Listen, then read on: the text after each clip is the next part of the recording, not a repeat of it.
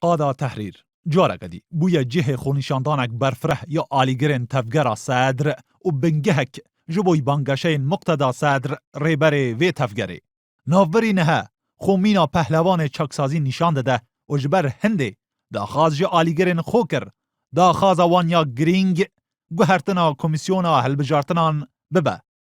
هندک جب سپورن روشا عراقی وان گوتنن مقتدا صدر مینا بانگشه یا پیش وقته ددن ناساندن جبرکو به اشکره داخاز جو آلیگرین خوکر دنگ ندنه دست حلاتا نهایا عراقی.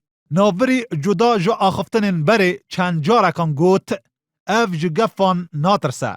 پیویدار نویسنگه ها ویجی گوت دخونیشاندان دا گفا کشتن لسر مقتدا صدر هبو. پێم وایە هەموو ڕۆڵەکانی عێراق ببوونەی ئەو گەندەڵانە و هەڕەشیان لەسرە و سەماحەتی سەرکردەی عێراقیش مقتدا سەدر وتی کە من بەشێکم لە ڕۆڵەکانی عێراق بۆیە هەموو گەلی عێراق هەڕەشەی گەندەڵی و کوشتن و ڕاودونان و ئاوارەبوونیشی لەسرە و پێشم وایە چەند لایەنێکی سیاسی پشگیری ئەو بکوژ و لادرانە دەکەن ئەوانەی گەلی عێراقیان ئاوارە کرد ئەوانەی ژن و منداڵەکانمانیان لە خێمەکان نیشەجە کردووە.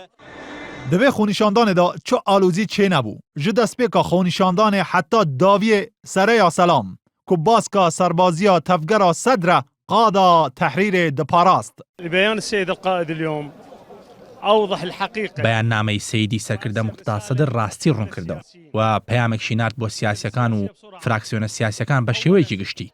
بەنسبەت گۆڕینی کۆمیسیۆنی هەڵبژاردنەکانیشەوە پێویستە کۆمیسیۆنی هەڵبژاردنەکان بگۆڕێت و یاساکەشی بگۆڕێت چونکە هیچ شتێک وەک کۆمیسیۆنی هەڵبژاردنەکان وڵاتی گەندەڵ و وێران نەکرد. وما أنهى البلد إلا مفوضية الانتخابات.